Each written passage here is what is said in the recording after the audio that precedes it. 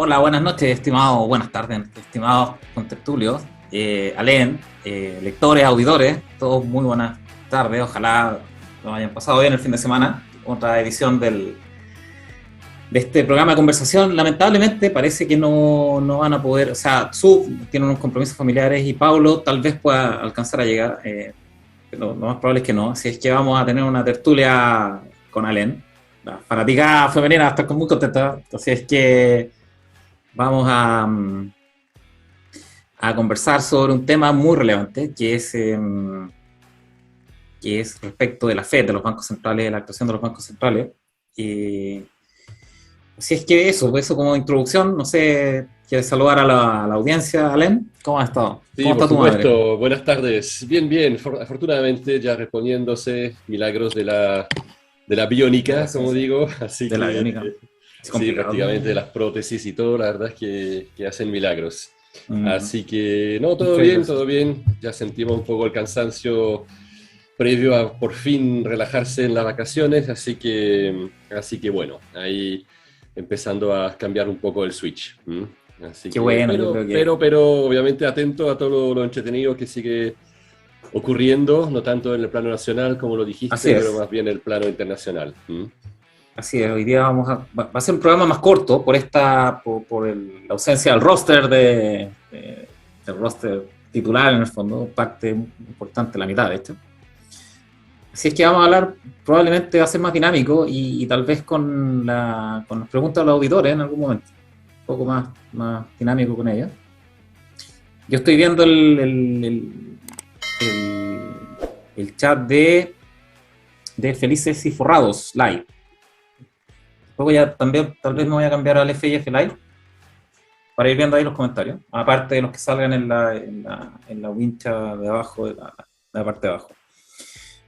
Comencemos con la contingencia. Yo, la verdad es que no hay ninguna, prácticamente nacional, nada que no confirme probablemente lo que hemos estado conversando, que la trayectoria es bastante clara. Ujú. Económica estamos hablando, es bastante clara. De hecho, ayer creo que fue la aprobación por unanimidad de la iniciativa del PGU, que es la pensión garantizada universal, Ujú. y con un artículo inconstitucional dentro, y fue unánime, que era el artículo sobre el impuesto a los súper ricos. Y pasó Ujú. unánime, o sea, toda la gente supuestamente derecha lo aprobó eso. Entonces, eso dice bastante claro lo que viene en camino, lo que lo hemos conversado harto ya. No tiene mucho sentido Ujú. conversarlo, recordarlo en el fondo que la trayectoria que traemos desde Bachelet 1 probablemente. Después se ha reforzado cada vez más deuda, que lo vamos a ver con la FED y la teoría económica, y cada vez más deuda, y ahora que ya alcanzó un volumen significativo, o sea, 100 billones de dólares de deuda, poco más. Ujú. Ahora, para compensar esa reventada de tarjeta de crédito, que está sucediendo y que va a seguir sucediendo probablemente tal vez más acelerado, van a empezar los impuestos asesinos. Entonces, para tratar de compensar eso, y es una combinación muy, muy tóxica, como lo vamos a ver después en la sección de los bancos centrales. Eh, no sé, yo tengo la duda con el puesto a los patrimonios súper ricos, nunca funciona esa cuestión. La gente se va obviamente del país o saca sus capitales o lo que sea. ¿No? Pero es el impuesto más fácil de cobrar, porque la verdad es que el número de contribuyentes que eso está, digamos, como al cual está apuntando es mínimo. La gente dice, bueno, que paguen los ricos, ¿cierto? Eso es como muy fácil y no tiene ninguna, prácticamente es irrelevante políticamente. Yo creo que, o sea, para la gran masa de votantes, etcétera, es algo sumamente popular y aunque no se sepa que no, prácticamente no genera nada sustancial. Tú dices que es popular, llegamos a ese punto de resentimiento en el que es popular quitarle a los ricos. Yo creo que sí, yo creo que se ¿Sí? vende. Sí, sí, por eso que si fue votado con unanimidad, significa que realmente no hay ningún diputado, senador, no sé quién votó en realidad en esa instancia, pero que, que, que realmente tenga un problema, ¿cierto?, con sus votantes. A lo más un llamado de un amigo diciendo, oye, por favor, pero O se sea, sabe, ya los claro. ricos están completamente vacunados, por decirlo así, ya saben qué hacer. Y, y justamente con tu post, digamos, sobre el tema, quería mencionar para mí la noticia relevante del día. Y es que Rolls-Royce, el fabricante de autos de lujo, Sí. aumentó un 49% su venta el año pasado, ¿cierto? Y si quieres pedir un auto ahora, es un año de lista de espera. ¿Cierto? Entonces, pero si tú ves, es lo mismo para Bentley, para Lamborghini, para Ferrari, para todas las marcas así, top, McLaren. De modo que la verdad es que los ricos están súper bien, muchas gracias. O sea, es prácticamente como un sentido de que se está haciendo lo contrario a prácticamente de lo que la tendencia quisiera hacer, ¿no? Y de eso creo que podemos hablar también, por qué se genera eso. ¿M? Lo que pasa es que los ricos son ricos, en el fondo. O sea, trabaja para ellos el capital y el capital es muy móvil. Se lo pueden mover a cualquier lado. Salvo que Ujú. estén invertidos en propiedades, que probablemente van a empezar a deshacerse de ellas más temprano que tarde. Eso pensaba, Eh, mm, hasta que un amigo me dijo ayer que vendió un fondo en un mes o menos al precio que quería. Y no una cosa chica. Entonces, la verdad es que hay gente comprando, ¿cierto? Y ¿Sí? entonces, la verdad es que me llamó mucho la atención. ¿Ah? Y que ese mismo amigo me dice del fruto de la venta del fondo, voy a comprar propiedades. Entonces digo, wow, pero no sería lo contrario, digamos, como estar más líquido, etcétera. Dice, no, dentro del portafolio es bueno tener también buenas propiedades, como una especie de, claro, de diversificación, eh, pero sin ningún tipo de miedo, me llamó mucho la atención, me llamó mucho la atención. Entonces, una cosa como fue ayer, la verdad no tuve tiempo de indagar, pero sería interesante saber un poquito por qué está pasando eso. ¿M? Así que... Yo creo que un poco confianza de que las cosas no van a empeorar tanto en términos tributarios y Ujú, que probablemente sea cierto en la medida en que no empeore tanto la deuda. claro. Si empieza a correr mucho la deuda, o sea, empieza a gastarse mucho más dinero de lo que se recolecta, ahí va a empezar el tema tributario más duro. Y lo Ujú. más fácil de recolectar siempre son las casas, porque obviamente Sí. no la puedes liquidar de una sola vez. Pero sí es interesante, hay que ir viendo cómo progresa. Eso yo Ujú, no tengo tanto contacto con gente inmobiliaria, más con temas financieros. Así que no sé cómo estarán las ventas de casa. Hay algunas personas que han escrito en el blog dando tips respecto ujú. de la situación. Pero efectivamente la gente de alto patrimonio, y lo comenté en algunos live hace un par de semanas, tal vez un mes, la gente de alto patrimonio, mucha de ella que no sabe de finanzas, de mercado financiero, no es que no sepa de finanzas, de mercado financiero, Ujú. busca protección de capital en los inmuebles. Y es verdad eso. O sea, es como una forma de refugiarse, ¿no? Sí. Y quizás un tema que podíamos tocar justamente a raíz del post ahí que hubo sobre un poco si comprar o no y un poco lo que significa comprar. Pero yo creo que a diferencia del trading puro y duro, la parte inmobiliaria es un poquito distinta porque hay que verla como una reserva de valor. Lo que Mm, significa que si, ¿cierto? Si tú compraste, digamos, no sé, hagámoslo sencillo, 100, un departamento de 100 millones a una tasa de 2% a 20 años, por decirlo ujú, así, no voy a hacer el cálculo mentalmente porque no soy capaz, pero tú vas a pagar un dividendo X, ¿cierto? ujú. Eh, y el valor de tu bien va a ser, digamos, al final de esos 20 años un valor X. Pero si baja el precio de la propiedad y que al final, pero que suben la tasa de interés fuertemente, así que baja a 60 millones, pero la tasa de interés es de 8%, por decir algo así, al final de los 20 años, tú habrás pagado más o menos, digamos, la misma cantidad. Entonces, el valor del bien, de alguna forma, el dinero que se habrá invertido, más o menos, va a ser el similar. Y lo otro es que si tú quieres vender tu departamento de 100 millones, tú lo vendes por 60 millones, a nivel de valor inmobiliario, también si quieres recomprar algo o poner un pie, todo lo demás va a estar también más o menos a 60 millones.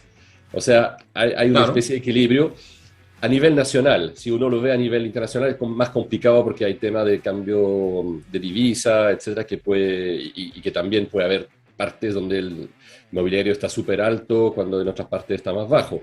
Pero a nivel nacional yo creo que hay una especie de equilibrio que se mantiene mientras la gente se quede. Ahora, el caso Venezuela o incluso caso argentino, el problema empieza cuando la gente se va.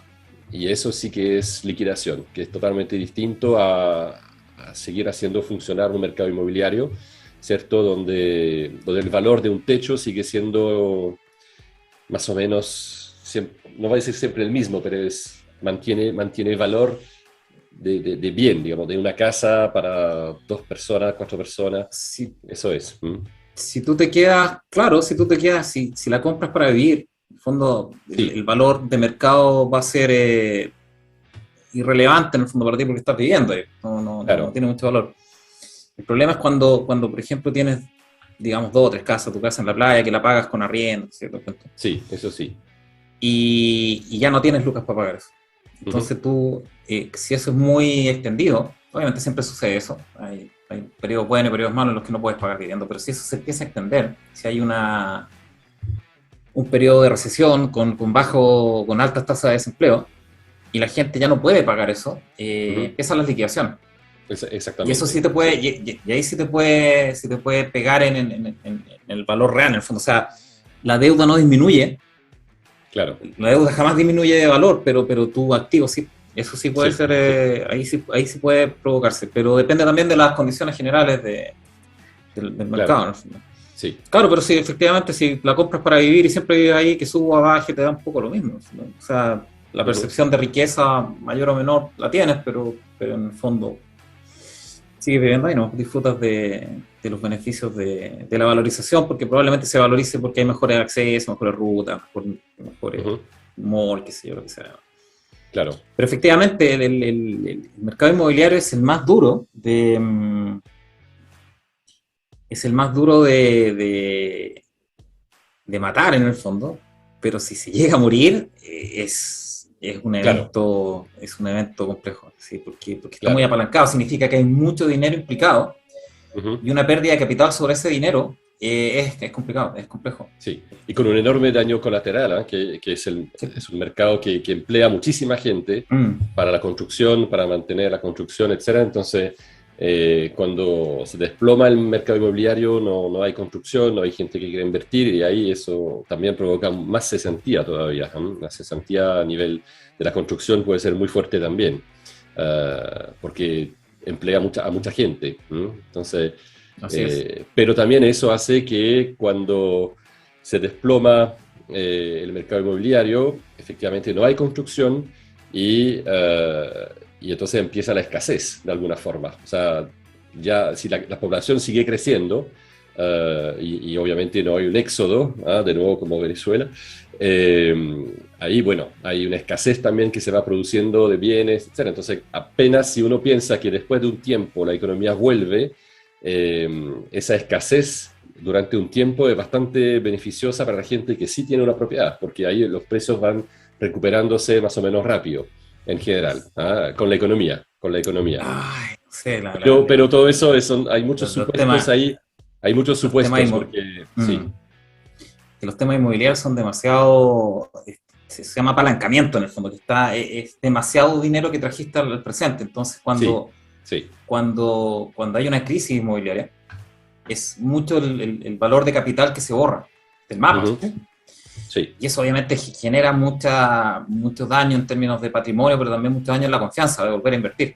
Como en, ujú, todo como en todos los ciclos, cuando todo está bonito, todo parece unicornio y arbolito, la cuestión, ¿no? ujú, La gente se sube a esa tendencia y piensa que siempre va a seguir de esa manera. Lo mismo pasa en la siguiente. En el siguiente ciclo, que es en el fondo de pesimismo o recesión, la gente siempre piensa que va a seguir esa etapa. Son claro, ciclos, sí, pero el problema de un ciclo recesivo o depresivo con un colapso de deuda inmobiliaria es que es muy profundo. Es mucho sí, capital el implicado. por No es como supuesto, las sí, acciones. Las acciones afectan a un pequeño margen de la economía. en general, digamos, o sea, los que reciben el impacto grandote, si bien es cierto, afecta a la economía, pero más indirectamente. En cambio, en el inmobiliario, ¿no? Pues, el inmobiliario Claro, es un impacto gigante y directo a la economía, por lo tanto ahí sí, tiene un sí, impacto mucho mayor.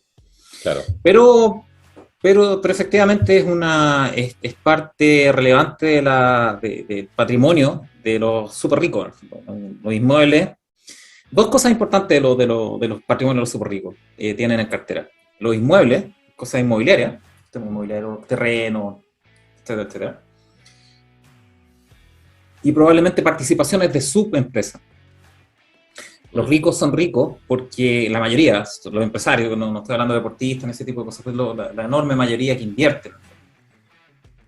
Los ricos son ricos porque la mayoría de ellos partieron pequeños y la empresa que formaron se hizo tan valiosa que su participación, que es mayoritaria, obviamente, se hizo tan valiosa que son ricos. ¿No? O sea, Jeff ujú. Bezos, Jack Ma, Elon ¿cómo se llama el Musk, de Tesla? Elon Musk, Elon son Musk, ricos ujú, por su participación en sus empresas. O sí, se hicieron sí. ricos, obviamente ahí diversifican adicionalmente, pero ese es su gran patrimonio.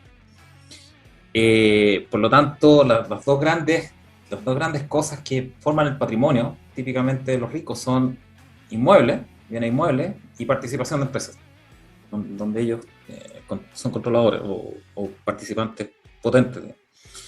Ujú. Y eso sería interesante de saber para este impuesto a los súper ricos, porque yo no sé si hacen la diferencia o la distinción entre patrimonio y activo.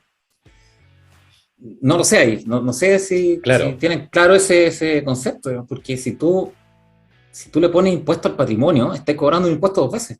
El patrimonio ya pagó impuestos. ujú, El exacto. patrimonio es la suma de toda tu utilidad. En una empresa es la suma de toda tu utilidad anterior, más los aportes de capital, menos los retiros de capital, etc. Pero más o menos. Pero en el fondo es tu resultado acumulado, lo que ganaste toda tu vida empresarial, en el fondo, la vida de la empresa. Es el Ujú, patrimonio. Por lo tanto, esas utilidades ya pagaron impuestos. ujú, Entonces, si pones impuestos sobre ese patrimonio, es pagar de nuevo claro. impuestos. Eh, Ahora sí, sobre los activos, eso sería raro, porque los activos tienen asociado deuda. O sea, la parte de deuda y pasivo es lo que financia los activos. Ujú. Entonces, ¿cómo le vaya a colocar impuestos a los activos en el fondo? De una persona pues, tiene deuda asociada, Sí, pues como que le cobres el valor full de una casa a una persona, que está, no sé, 100 millones, 120 millones, pero tiene una deuda hipotecaria de 110 millones, tal vez ha pagado algo. ¿Le vaya a cobrar sobre 120 millones? claro, no, no, no se Si puede. se derraría, o sea, no sé, pues, con Además, estos o sea, pasteles que claro, teníamos de a cargo, se podría, claro, sí, sí. No, no sé qué están eso, considerando yo la ahí. verdad es que encuentro también que ese tipo de impuestos sobre los super ricos o lo que estamos viendo son uno lo que podría llamarlo como impuestos terminales, porque ya hay muchos principios como la igualdad ante la ley, la no discriminación, etcétera. Bueno, la gente rica ha pagado también impuestos, ¿cierto?, acorde a la ley, salvo Sí, obviamente los que evaden y todo, pero eso es otro tema. mm, Pero se está realmente creando entonces una categoría distinta, se discrimina, por eso que mm. ya son impuestos a los cuales recurre el Estado cuando necesita de alguna forma o hacer un efecto populista, o que ya no estima que la ley tributaria pareja para todos ya no es suficiente, ¿no? Entonces cada vez van inventando cosas nuevas, como siempre lo has Pero dicho. Sí. Pero la trayectoria está súper clara. Van a reventar las tarjetas y van a tratar de verse responsables, reventando impuestos a todo el mundo. Ah, somos responsables. Ingresos permanentes para gastos permanentes. Ese Claro, claro. es el mantra de esta administración. En Ujú. realidad no solamente de esta, estoy hablando de la que viene, que es de la administración Boric, pero también Piñera. Piñera se endeudó en Sí, 30 sí. Ujú. billones de dólares por sobre la recolección, o el presupuesto, no recuerdo muy bien en el punto, pero 30 billones de dólares en exceso de lo que debería haber gastado. Ujú. Y esa es una tendencia que traemos desde Bachelet 1. No sé, es que, ¿por qué va a cambiar esa tendencia? No, No, porque o sea, sería volver a realmente a una, ¿cómo se puede decir? Yo creo que usaste el término ahí claro, reducir el gasto fiscal, una austeridad, digamos, que sería lo ortodoxo, digamos, que había que hacer ahora, austeridad total y volver al equilibrio, incluso al superávit estructural y todo, y ahí sí que eso sí que nunca más, digamos, o sea, por un largo tiempo, eso está clarísimo. No, cuando ya empieza un Ponzi no para hasta que se derrumba, ¿no? El Ponzi. Mm, Así funcionan claro. los Ponzi, ¿no? Eh, no sé si hay otro tema más contingente interno, como para tocarlo antes de que pasemos al tema principal, que es la Fed. En el fondo, yo creo Sí, sí, yo que creo es un tema muy que relevante sí, para sí. tocar. ¿No? No sé si quieres ir con eso, Alen, para Yo creo que discutirlo. sí, ¿ah? Por supuesto, sí, sí, porque el tema acá, la verdad que le hemos dado vuelta y ya estamos de alguna forma hablando, anticipando un poco también lo que va a hacer la Fed, porque es relevante, es muy relevante ese tema de la Fed. Ya, pues entonces vamos con el tema principal, jefa. Vamos a hacer un programa extremadamente expreso.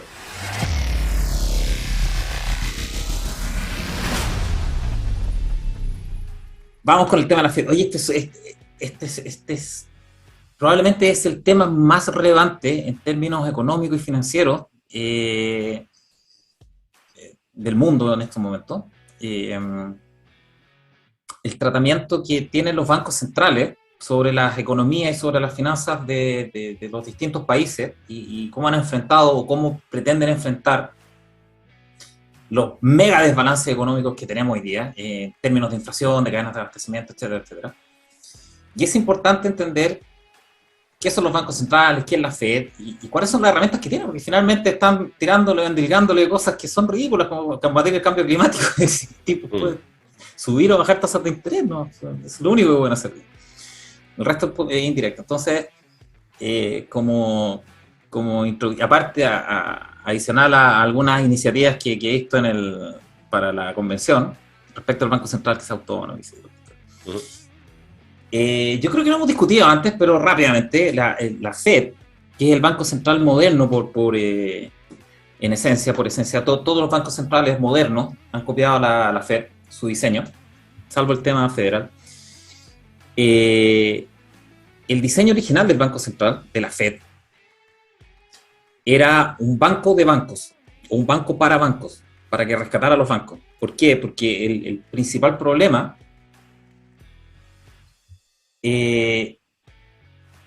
económico y financiero que enfrentan las economías es cuando se produce deflación. Es cuando hay un colapso económico que hace que existan corridas bancarias. Puede ser un colapso financiero que obliga a la gente a sacar dinero para cubrir sus malas apuestas, por ejemplo. Eso es típico, ese fue un Lehman, es un momento Lehman. Entonces, eso pasó en Estados Unidos en 1890 y algo, 93 puede ser. Ahí la gente puede googlear, al final, es un tema académico.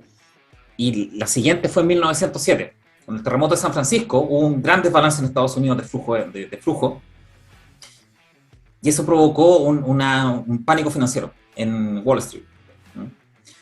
Y eso pues, provocó corridas bancarias. Empezó a haber corridas bancarias gigantes. Y ahí JP Morgan encerró a todo Wall Street, encerró su oficina por fuera. Ya dejó, pónganse, colóquense con plata para rescatar a todas las acciones, ¿sí? Y colocarle lucas a los bancos. Y ese fue el evento que generó, en el fondo, que gatilló el hecho de que se construyera un banco central que tuviera patrimonio o capital propio y que permitiera rescatar a los bancos cuando tuvieran estos problemas de liquidez. Porque un pánico bancario, una corrida bancaria, genera un pánico generalizado. Y eso te desploma todo. Por lo tanto, la Fed fue construida directamente para ser el prestamista de última instancia para los bancos. Y partió como con capital propio, o sea, capital privado de los bancos. Los bancos aportaron capital para tener este fondo y para poder ser rescatados. Cada uno de los bancos, si pasaba esto, no. Adicionalmente, después empezaron las adiciones, se le agregó la posibilidad de generar dinero elástico. ¿Qué es el dinero elástico? Es la posibilidad de imprimir, pero no imprimir contra nada, es imprimir contra un activo.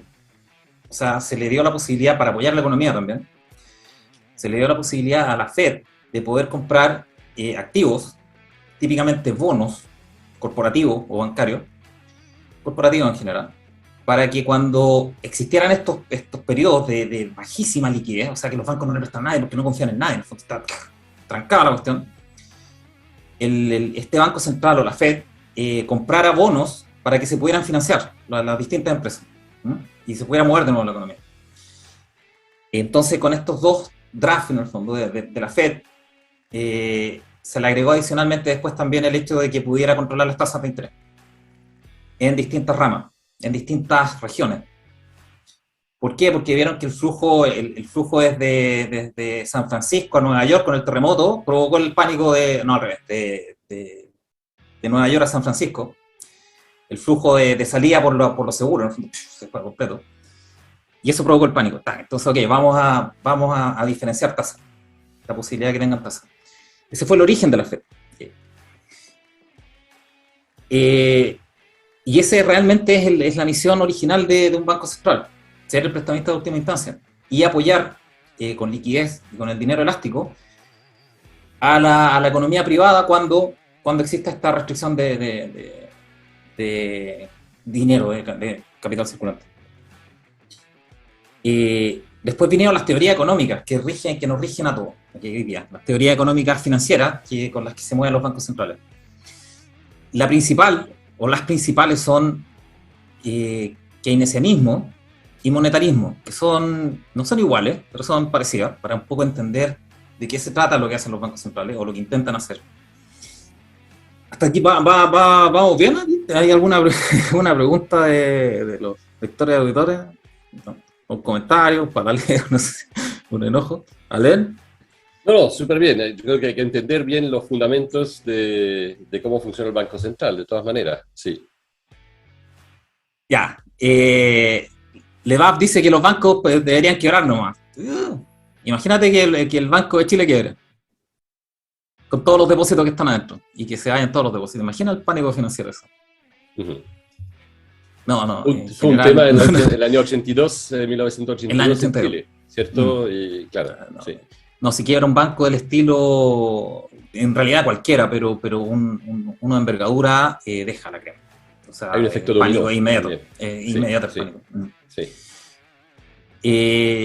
Y eso es lo que busca evitar la Fed, los bancos centrales, que se expandan ese pánico bancario. Y ese es el motivo original. Ahora vamos con el keynesianismo, que es la política, o que es la teoría monetaria que nos rige, keynesianismo monetarismo, que es la que nos rige. ¿Okay? Keynes no fue un economista, fue un matemático, me parece, ahí también lo pueden googlear, ¿no? Pero en el fondo diseñó una teoría económica y financiera para manejar a nivel fiscal, en el fondo, el gobierno, o para manejar las finanzas del gobierno, en relación a los ciclos de negocio. A Keynes no le gustaba o no quería, o a los gobiernos en general, y esto fue en la época de la depresión del 29, los gobiernos no querían una depresión, o sea, una baja económica tan considerable. Entonces desarrollaron estas teorías económicas para suavizar los ciclos económicos. O sea, que los descensos no fueran tan marcados y que los ascensos tampoco fueran tan violentos, que provocaran burbujas, tratar de controlar el ciclo de negocio. ¿Cuál es la teoría sobre eso? Y aquí entran un poco los bancos centrales. Ojalá estuviera Pablo. Pablo sería más pro de explicarle. El capo de tutti capi. Sí, yo soy un poco más de terreno de práctico, así que le pido disculpas de antemano por hacerlo más. Súper bueno, pero Pablo es el profesor. Ahí, así es. Sí. Él le pone la sofisticación a la cuestión. Yo lo voy a hacer más de piso en el fondo. Académico, como lo entiendo. Total. Sí. Lo voy a hacer más de piso, ojalá se entienda. A ver. El keynesianismo, o Keynes, ¿qué propuso Keynes cuando hay recesiones? Esto es muy importante. Keynes propuso que había que incentivar la demanda. Significa a la gente, había que pasarle plata a la gente. ¿De qué modo o de qué manera? Que el gobierno se endeudara, que tomara deuda para eso volcarlo hacia la gente. Puede ser indirectamente vía proyectos de infraestructura, y trabajos estatales, en el fondo, que permitieran que la gente recibiera un sueldo y lo pusiera a trabajar. Esa es la forma en que Keynes visualizaba que en una bajada económica, en una recesión, el Estado tenía que intervenir. El Estado, no el gobierno. El Estado tenía que tomar deuda a dos manos y meter esa deuda, ese capital en la economía. En la forma en que ya lo comenté, infraestructura, trabajo, estatal, etcétera, etcétera.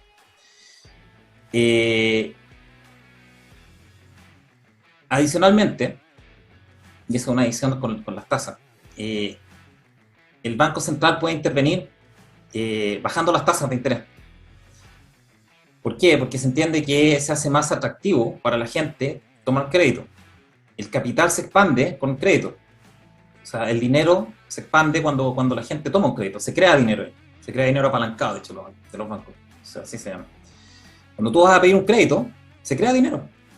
Ahora, ¿cuándo se crea dinero? Cuando tú pides el crédito. Si nadie pide crédito, el dinero no se crea. Eso es importante. No es que el banco pueda crearlo de la nada, ¿no? Obviamente no. Se crea contra un crédito. Se crea una doble entrada de crédito versus el tipo que lo recibe, el tipo o la empresa, si es un hipotecario, la empresa constructora, ¿no? O la inmobiliaria. Entonces, si estáis muy enredados, me avisan que es un tema bien complejo. No sé si se entiende hasta ahora. El tema del keynesianismo. Yo encuentro que está clarísimo, sí. Ok, entonces el keynesianismo, la teoría de Keynes, que le gustó mucho a los gobiernos, sobre todo a Roosevelt, que era el que comandaba el tema en Estados Unidos en esa época, le gustó mucho. ¿Por qué? Porque le daba permiso al gobierno de endeudarse, claramente. En una recesión, endeúdate y apoya la economía y baja las tasas de interés para que la gente tenga más atractivo endeudarse. Esa es la teoría bajo las tasas de interés. Ahora, ¿cuál es el caveat, como dice Rodrigo? ¿Cuál es la contraparte? Que en el ámbito fiscal, Keynes sugería endeudarse, apoyar la economía, bajar las tasas de interés para que el crédito privado se creara, para que la gente tomara crédito, para consumir, también para emprender, y también tenía que bajar impuestos, para apoyar el emprendimiento, para apoyar la creación de empleos privados y actividad privada. Ese era el esquema completo de Keynes. La idea era que fuera justamente contracíclico. Cuando el ciclo de crear riqueza está bajando, se sustituye momentáneamente para que no baje del todo, destruyendo todo, pero se espera, obviamente, se hace eso en previsión de que el ciclo vuelva a subir. Y entonces hay que preparar, digamos, ese periodo, apuntalar un poco la economía para que cuando el ciclo sea de nuevo ascendente, bueno, todo lo que se ha invertido y todo pueda, digamos, de alguna forma pagar la deuda que se contrajo a nivel de gobierno o a nivel de privado. Ese es el ciclo lógico. Cuando tienes problemas, claro, cuando tienes una emergencia, echas mano de la línea de crédito y te vas con todo para tratar de solucionarlo. Cuando sales de la emergencia, empiezas a recortar gastos, empiezas a recortar lo que te provocó la emergencia en el fondo, y empiezas a tratar de generar más ingresos o recortar gastos para poder compensar y pagar la deuda. En el ámbito fiscal, ¿cuál sería? Una vez que ya saliste del problema, de la recesión, y empezaste a crecer sostenidamente, tú vuelves los impuestos a la etapa anterior, en el fondo, anterior a tu bajada de impuestos por recesión, y dejas de emitir deuda. Reduces tu emisión de deuda. Por lo tanto, vuelves a compensar en el fondo y quedas preparado nuevamente en términos de rating de crédito, etcétera, etcétera, para una nueva recesión. O sea, ese debería ser la misión del gobierno en visión de Keynes. Okay. ¿Cuál es el problema de esto? ¿Cuál es el gran problema? Que los gobiernos como que pescaron una media. La parte buena, la parte bonita. Para el gobierno. O sea, sí, a ver, claro. ¿Cuál es el mensaje para el gobierno? O lo que escucharon. Nos podemos endeudar. Después, la raja. Nos endeudamos. Podemos aumentar impuestos. Ok, le aumentamos impuestos. Podemos bajar la tasa de interés para que nos baje el interés de la... perfecto. Pum. ¿Y cuándo retornamos? Nunca vayamos a retornar. Esto está maravilloso, ¿no? Sigamos endeudándonos y con tasas de interés bajas y reventando impuestos a todos para recolectar plata en el fondo y para poder para poder sostener más tiempo el, el buque, en el fondo, el buque que se mantenga y que los mantenga ellos como clase política, en el fondo, esta clase política tan responsable. Entonces, ese es básicamente el keynesianismo. El keynesianismo original era contracíclico, tomar todas las medidas para proveer un soporte a una caída económica, con deuda de gobierno, con bajas de tasas de interés y con bajas de impuestos. De manera que cuando saliéramos de eso, volviéramos a la situación normal, sin deuda, con mayores impuestos o los impuestos a niveles anteriores para retomar la prudencia fiscal y el superávit y volver a estar preparado de nuevo para un evento de similares características. Porque siempre ocurren, son cíclicos. ¿Cuál es el problema? Se le olvidó la parte de bajar los impuestos y de dejar de emitir deuda cuando sale del problema recesivo. Bien. Entonces, desde la Segunda Guerra Mundial, probablemente, post Segunda Guerra Mundial, todo el mundo occidental ha estado en un keynesianismo básicamente a media, que es endeudarte y endeudarte y endeudarte, y en la medida en que empiezan a surgir problemas con el pago, subir impuestos, subir impuestos, subir impuestos, subir impuestos. En algunos casos corporativos, en otros casos las personas, pero en general esa es la trayectoria. Y te vas pegando porrazo en el fondo, pero sigues con esa trayectoria. ¿Y cuál es el problema que tenemos ahora en el mundo? Europa, básicamente. Europa aplicó una política, no sé si se ha entendido eso como para los lectores que pueden hacer comentarios. O Alén, no sé si tú estás de acuerdo. ¿Estás de acuerdo? Sí, estoy de acuerdo, o sea, entiendo el mecanismo, pero sí, es exactamente eso. Entonces, ¿cuál es el problema actual, el que tenemos hoy día? Y por el cual la Fed está haciendo lo que está haciendo, que es un poco el tema principal. Después de la crisis financiera, circa 2008, circa 2008-2009, cuando los bancos centrales del mundo iniciaron este proceso de relajamiento o de mucha expansividad monetaria, se llama eso, en el fondo, que es tirar plata por la ventana, con múltiples medidas, entre ellas el famoso QE, el Christoph Lange está haciendo alusión a los QE. ¿Qué hora es? Bueno, sí. El QE, el quantitative easing o relajamiento cuantitativo, significa, a ver, la crisis del 2007-2008 fue por los bonos basura, o sea, por la hipoteca basura. No sé si recuerdan, por los empaquetados que se hicieron y que los clasificaron AAA, y por ende todo el mundo tenía en su activo cosas que estaban catalogadas como AAA, pero en realidad eran basura. Entonces eso provocó todo este freeze de crédito, en el fondo colapso, etcétera. Porque nadie sabía en realidad en quién confiar. Entonces, uno de los programas de la Fed, que los copiaron en todos los bancos centrales que tenían este problema, pero la Fed básicamente, porque estaba más centrado en Estados Unidos, uno de ellos fue el TARP, que es, no me acuerdo el acrónimo de eso, pero en el fondo era sacar la basura a los bancos, a valor cara. Entonces, todo lo que estaba con todos los activos empaquetados, que era pura basura al final del día, o irreconocible, no sabías que era bueno y que era malo en calidad. La Fed lo compró a valor cara. O sea, dice que vale 100 en tu balanza, que te lo compro en 100. Y les pasó plata. Eso fue un programa de teóricamente, 700 billones, no recuerdo. Y con eso ya le sacó a los bancos la cartera mala. Se lo dejó la Fed. ¿Qué es lo otro que hizo la Fed? Hizo el quantitative easing. Quantitative easing. O relajamiento cuantitativo. ¿En qué consistió eso? ¿O por qué hizo eso la Fed? Y hay un poco las políticas de los bancos centrales. Como quedó tan la crema con el tema hipotecario, nadie quería ni pedir crédito hipotecario, ni entregarlo. Las bancas estaban muy reticentes, obviamente, a entregar crédito. Entonces, el Estado, Estados Unidos, el Estado federal, competía con esos créditos con los bonos a 30 años. O sea, los bancos preferían obviamente comprar un bono a 30 años de Estados Unidos que entregarle un crédito hipotecario a un X a 30 años, sobre todo en este escenario de colapso financiero. Entonces lo que hizo la Fed fue comprar todos los bonos, o los que más pudo, a 30 años y sacarlos del mercado, de manera que los bancos no tuvieran la alternativa competitiva del Estado para colocar dinero, o para comprarle dinero y para crear este dinero y que les pagaran intereses. Entonces, lo que tenía que hacer el banco supuestamente era entregar crédito hipotecario, porque ya no podía colocarlo en bonos a 30 años. Ese fue en esencia el quantitative easing, que la Fed retiró la alternativa a 30 años del Estado.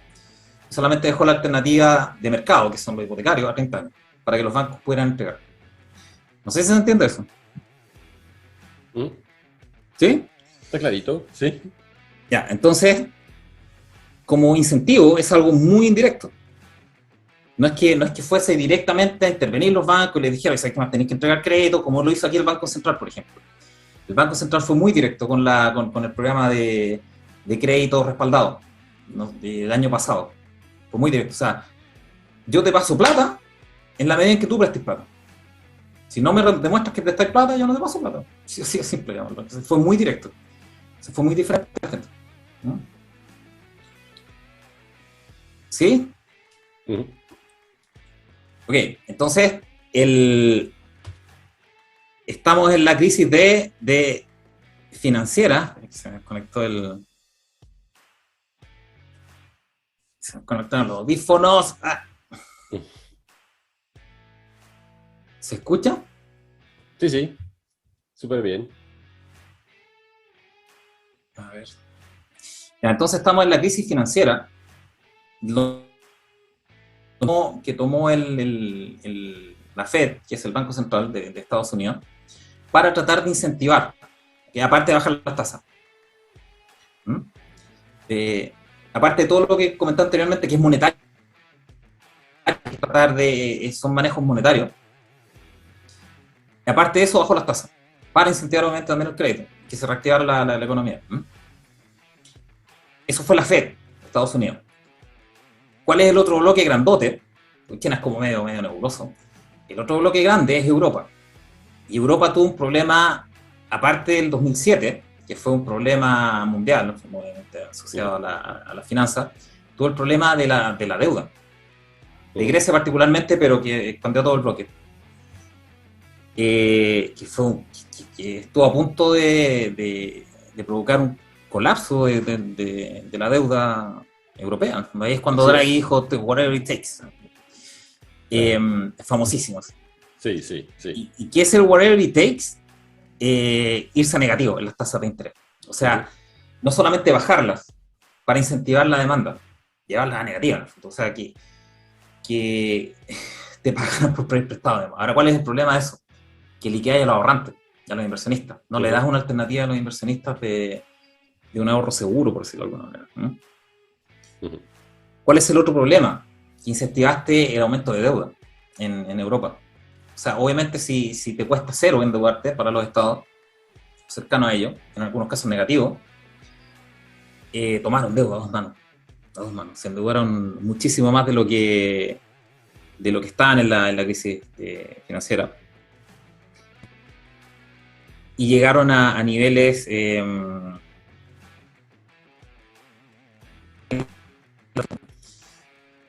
en el que liquidaron sus mercados de bonos, básicamente. ¿Quién va a comprar los bonos europeos? Solamente el Banco Central. Están en esa situación en el Banco Central. La Fed nunca quiso enganchar vamos ahora con la Fed, con el tema de la Fed. La Fed nunca quiso enganchar en tasas negativas. Nunca. Sabía perfectamente que era una política desastrosísima. ¿Y por qué, con todo respeto, que los gringos no lo hubieran entendido?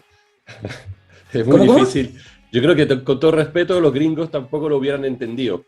Que como de tener una tasa de interés negativa, hay que hacer una pequeña gimnasia mental, digamos, es algo que es totalmente contraintuitivo, ¿cierto? Entonces, yo creo que más allá de las grandes teorías y todo, estuvieron cerca del interés prácticamente cero, pero... 0,25. Claro, pero no quisieron llegar a negativo porque yo creo que rompía algo también del entendimiento de lo que es el dinero, para los gringos. Creo que la mentalidad es distinta también a los europeos, entonces yo creo que hay algo contraintuitivo de tener tasa de interés negativa, ¿no? Y yo creo que hubiera sido aún peor, de todas maneras. Difícil saber por qué no engancharon lo sabían, entendían cuáles eran los efectos, era algo que veían en su mercado interbancario nocturno, en el fondo, porque generalmente en los mercados interbancarios nocturnos no hay tasas negativas de interés, se producen, pero son circunstanciales. Uh-huh. Generalmente están sobre el cero. No sé, la verdad es que ahí es difícil de entender. Si son capos, son secos, fue suerte, digamos, fue costumbre. Pero hay un tema quizá psicológico más fuerte, pienso yo, pues, así como sin estar metido obviamente en eso muy, muy fuerte, pero la verdad es que yo creo que es un tema psicológico que el dólar no puede como generar un interés negativo. Hay un tema quizás psicológico. Puede ser, pero también es cierto que la Fed se mantuvo mucho tiempo, bueno, todavía hasta ahora, porque fue un anuncio de que iba a anunciar, de que iba o tenía la intención de aumentar las tasas. No es que la haya aumentado. La Fed se mantuvo mucho tiempo en 0,25, muy, muy cerca del cero. Supongo yo es algo muy parecido al 29, al 27 de hecho, no al 29, a 1927. Para un poco deflactar capitales de Europa. En el fondo, si tú tienes tasas de interés cerca de cero y en Europa están cerca de cero y negativas, no parece tan atractivo a Estados Unidos. Entonces como que no atrae capital, o ellos suponen ese flujo. Y se mantuvo mucho tiempo ahí, se mantuvo mucho tiempo en cerca del cero. Insisto, probablemente para evitar un flujo de capital hacia Estados Unidos. Porque finalmente todos los bancos centrales se comunican y es un tema mundial. Claro. Lo crítico ahora es que la Fed anunció que iba a aumentar, que ya está bueno de la inflación y de estas políticas súper expansivas, porque en realidad no tenía ningún sentido. La tasa de desempleo en Estados Unidos llegó a su casi empleabilidad completa, a su full empleabilidad. Y la inflación está muy disparada. Entonces la Fed dijo, ¿saben qué más? A full empleo y con este nivel de inflación tenemos que hacer algo, que subir las tasas, que es la herramienta que comentábamos antes. Una de las herramientas que tiene la Fed. Obviamente con este nivel de actividad económica, de inflación, de empleo, no están en recesión. Igual que nosotros el año pasado, no estábamos en recesión. Entonces, obviamente, lo que está diciendo la Fed, ¿saben qué más? Vamos a quitar los incentivos monetarios. Fuera. Porque no se requieren, no se necesitan. Que es algo en lo que están muy, muy en desacuerdo mucha gente. Pero la Fed dice, ¿saben qué más? Mi mandato es la inflación, primero. Y el empleo segundo. En el empleo estamos perfectos, así que vamos por la inflación. Entonces, va por la inflación. ¿Cuál es el gran problema de eso? Es que al aumentar las tasas de interés de Estados Unidos, sea por la Fed, sea por mercado, los bonos europeos en cero negativo, no sé, muy atractivos que digamos. Nada, o sea, están en euro contra el dólar, que el dólar en términos generales está como en rango, pero se está apreciando, más o menos. Pero tiene el potencial, o sea, ok, voy a comprar bonos que me pagan un interés de 2%, 3% en el plazo, o pueden llegar, y se van a apreciar por ende. Y aparte me lo van a pagar en una moneda que se está apreciando. ¿Qué mejor ecuación? Por lo tanto, se corre el riesgo con esta tasa de tasa, que los bonos europeos estén obligados a subirlo. ¿Por qué? Porque si no suben las tasas, la gente que tiene en sus carteras bonos, que no sea el Banco Central, porque el Banco Central Europeo es el que está comprando ahora a dos manos, pero hay gente, fondos de inversiones, fondos de pensiones, que tienen en su cartera estos bonos, bancos ni hablar. Y por ende, si ven que, oye, no me renta nada esta cuestión, los liquidan para ir a comprar bonos estadounidenses, que son bonos del centro económico, en el fondo con dólares. Y eso te puede generar una crisis muy gigante en la deuda europea. Ese es el gran tema o el gran o la gran el gran problema que provocaron las declaraciones o las intenciones que mostró la Fed de quitar el incentivo, porque aparte de quitar o de subir las tasas, lo que dijo es que tienen un balance gigante, creo que son 9 trillones en activos, o sea, compró 9 trillones de dólares de bonos, no sé si ETF, digamos, pero muchas clases de activos, privados, públicos, etcétera, y los tiene en su cartera. O sea, le inyectó, para todos los efectos prácticos, le inyectó 9 trillones de dólares al sistema. 7, no me acuerdo, pero muchos trillones. Entonces lo que va a hacer ahora es, ok, ya no, la economía está perfecta, está bollante, full empleo, inflación desatada, así que vamos a retirar dinero del sistema. Por lo tanto, él va a empezar a vender lo que tiene en cartera para retirar dinero de circulación. Por eso se llama dinero elástico, ahí lo retiras. Y a eso le tienen mucho miedo, digamos, porque obviamente si empieza a colocar instrumentos en el mercado, eso es una fuerza vendedora gigante. Y si aparte aumenta las tasas, es un costo de capital adicional mayor. Y que compite, los bonos en ese caso del Tesoro, o lo que esté asociado a esos bonos, a alzas de tasas, compite con las acciones, en términos de dividendo al menos. Entonces le crea competencia a las acciones eso. Y aparte crea una fuerza vendedora sobre muchos activos. Eso es lo que provocó el turururu de la semana pasada y un poco esta. También estaba ahí como medio debilucho los mercados financieros. Ni hablar los bonos americanos se fueron el de 10 años. Pero eso básicamente, o sea, lo que hizo la Fed es decir, ¿saben qué más? Vamos a hacer lo que dijo Keynes que había que hacer. Claro. En la parte de cuando ya no hay recesión. Vamos a quitar los incentivos monetarios, vamos a aumentar las tasas. ¿Cuál es el problema? Este es uno de los grandes temas. Que el Banco Central o los bancos centrales no controlan la política fiscal, la política de gobierno. ¿Por qué no funciona el tema de las tasas? Y nunca va a funcionar. Tal vez en la época de Keynes sí funcionaba, pero ahora no. ¿Por qué? Porque el principal deudor de la economía es el Estado. Y al Estado le vale madre si el Banco Central sube, baja las tasas, le da lo mismo, o sea, va a seguir endeudando igual. Y de hecho, si sube las tasas, lo que va a pasar es que se va a endeudar más. ¿Por qué? Porque obviamente va a tomar deuda más cara, que en algún momento en el futuro va a tener que rolear, o sea, va a tener que tomar más deuda para poder pagar esos intereses más al principal. Por lo tanto, las teorías económicas, que tal vez como teorías funcionaban bien hace 100 años, porque las deudas estatales o la economía privada sobrepasaba por mucho la estatal, en términos de poder económico y también de capacidad de deuda o de la cantidad de deuda que existía. Ahora no es así. Ahora el Estado es el principal participante en la mayoría de las economías desarrolladas, particularmente en Europa. El Estado es el principal participante económico y el principal deudor.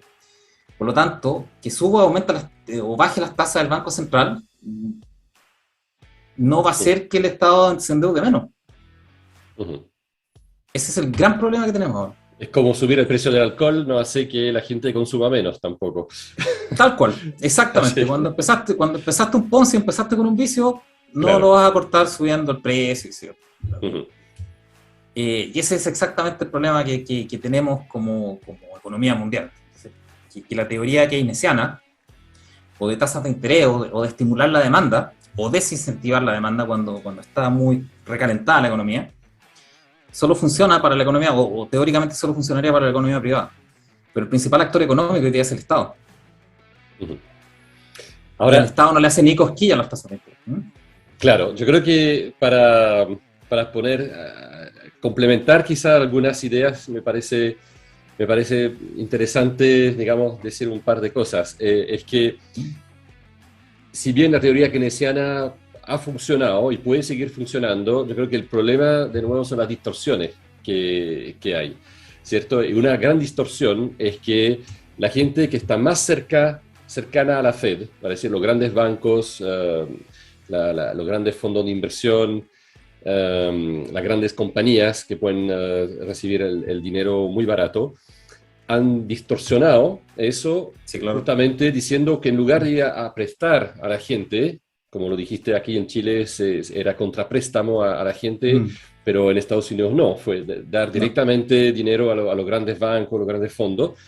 Ellos fueron justamente a ir a colocar entonces el dinero en las acciones, a empezar a comprar acciones, a ir a la rentabilidad variable para tener mejores rentabilidad sobre esos fondos. De alguna forma recibían dinero gratis. Entonces, en lugar de ir a prestarlo a gente que todavía no se sabía si iba a poder reembolsar o no, ellos dijeron, bueno, en la bolsa ahí puede ir y no va a rentar más. Entonces, ese es el primer tema. Segundo tema, que las empresas que tenían acciones con ese dinero barato empezaron también a recomprar sus acciones, que hizo también artificialmente subir. Exactamente, los buybacks que también hicieron subir artificialmente el precio de las acciones y básicamente un Apple es un excelente ejemplo de una recompra de acciones increíble. Entonces, ahí se está produciendo una distorsión porque se le está dando mucho peso a la bolsa con toda esa inyección de dinero. Entonces se ha creado, uno ha hablado de burbuja, bueno, otros dicen que no es realmente una burbuja, pero claramente gran parte del dinero de la plata dulce, como se dice, ha ido a inflar la bolsa en particular. Ese creo que es un tema importante. Y el otro tema que también donde está la distorsión es que el mundo en general, los gobiernos, yo diría que nunca se han hecho cargo como ahora de la actividad de la gente, ¿cierto? O sea, un buen gobierno o un buen Estado, ¿qué debería hacer? Debería dejar tranquilo y dar un marco legal, un marco de estabilidad al 80%, al 90% de la gente para que se desarrolle, para que vivan, para que hagan sus cosas, lo que el ser humano siempre ha podido hacer. Y el Estado entonces puede efectivamente recaudar impuestos y todo para ayudar al 10%, 20% más débil. Ahora el problema, y lo vemos ahí muy bien en Chile, es que prácticamente el Estado se está encargando de que con la plata del 20% sostener, digamos, al 80%, ¿cierto? Y eso se ve también en Europa. O sea, yo diría que cuando uno ve un Estado como el Estado francés, que representa más de la mitad del PIB, o sea, más de la mitad de la riqueza de Francia pasa a través del Estado, y eso ya es una distorsión tremenda. Entonces, cuando tú dices efectivamente que el Estado viene a ser un actor muy importante y que se puede endeudar y que se va a endeudar y seguir endeudándose, bueno, ahí nos estamos alejando completamente de la teoría keynesiana, porque Keynes era simplemente apuntalar la economía durante un ciclo bajo, ¿cierto? Pero que después obviamente era economía privada que tenía que ponerse en marcha y hacer las cosas. Entonces yo creo que lo que hace la Fed, de alguna forma, efectivamente, volver un poco a una política más keynesiana, de dejar las cosas funcionar solas. Pero gran parte del mundo está, digamos, en unos 10, 12 años, ha empezado a tomarle el gusto a la plata dulce, Europa ni hablar, y entonces va a ser muy difícil el destete, digamos, de decir, no, ahora la economía va a tener que sostener solo. Y ahí puede venir lo que podría ser un sinceramiento de la realidad económica, cuando uno diga, bueno, ustedes vuelan solo, y uno va a ver que muchas empresas, muchas instituciones no son capaces de volar solas y se van a reventar, digamos, que creo que es un poco el problema. Cuando se quite todo ese apoyo, por eso que no lo van a poder hacer, ¿no? Y ahí entramos en otra teoría que se hizo prácticamente imprescindible, que es la famosa teoría monetaria moderna, ¿no? Que endeudarse al infinito, porque no hay alternativa. O sea, es como... ¿De dónde nace esa teoría monetaria moderna? Justo de Europa. Porque Claro. Europa nace porque el modelo keynesiano, en el fondo, o el modelo de inflación, o de incentivar la demanda que te genera inflación, no está funcionando ni en Japón primero ni en Europa después. ¿Por qué? Porque con tasas negativas, ni siquiera cero, negativas, en el fondo, inyectándole una cantidad enorme de dinero en términos de comprar deuda al Banco Central, inyectarla de vuelta, porque el Banco Central Europeo está comprando dos manos de deuda, y eso es dinero obviamente que se inyecta a los gobiernos y de ahí se desparrama supuestamente. Le ha metido como 6 trillones, si mal no recuerdo, como 6 trillones de dólares, tal vez más, desde el 2014 el Banco Central Europeo, con tasas negativas, y están a patás con la deflación. En el fondo, hasta el año pasado estaban a patás con la deflación en Europa. Claro, por lo tanto, la gente, los de la teoría monetaria moderna, en el fondo, que son los de los arbolitos unicornianos, en el fondo, que creen que los árboles mágicos no existen, dicen, oye, pero viejo, mira, los tipos tienen las tasas de interés bajas, le han metido una cantidad enorme de trillones de dólares, haciendo lo más bananero posible, que es comprarse a ellos mismos los bonos de gobierno, y están a patas con la deflación. No hay inflación. Encontramos el santo grial de las teorías monetarias modernas. Y desde ahí nace, en el fondo, de Europa, de la experiencia de Europa. ¿Cuál es el problema de eso? Que es Europa. Uno. Y segundo, que eso tiene límites. ¿Cuáles son los límites de eso? Lo marcó la Fed ahora. El límite es que la gente que tiene los bonos comienza a entender que lo que están haciendo en Europa no es sostenible. Por lo tanto, y es que en realidad no está bien esto, así que los bonos, yo dijo, tomen los bonos de europeos, muy lindos, muy bonitos, muy pro, muy socialdemócrata, lo que quieran, y yo me voy a Estados Unidos a comprarle sus bonos a 3% al año, en dólares. Y hay que arreglarlo. Ese es el límite. Y por lo tanto, la teoría monetaria moderna nace del hecho de que en una distorsión momentánea y particular de monetaria, no están los efectos de estas enormes distorsiones económicas. Todavía no se ven, pero eso es momentáneo. Y están tomando una teoría que no funcionó, que de hecho ahí te das cuenta que la teoría keynesiana no funciona, porque hay otros factores, considerando que en el fondo es la confianza. Si a ti te ofrecen una tasa de interés al 1% para pedir un crédito, pero la economía crece al 0%, tú percibes que no hay nada donde poner tus lucas y que te vaya a rentar, no tomas el crédito, ¿no? Porque no tiene sentido. No, da lo mismo. Y si, al revés, si tú percibes que la economía o que la bolsa o que lo que sea, en el fondo te puede crecer 50%, y la tasa de interés para tomar un capital es de 15%, tú lo vas a tomar, obviamente te vas a duplicar tu dinero. Depende de la confianza, en el fondo, depende de la percepción económica. Bueno, de la confianza de que haya de nuevo un ciclo ascendente. Así es. Es el tema. O sea, todo eso está perfecto cuando realmente es un ciclo que uno puede prever.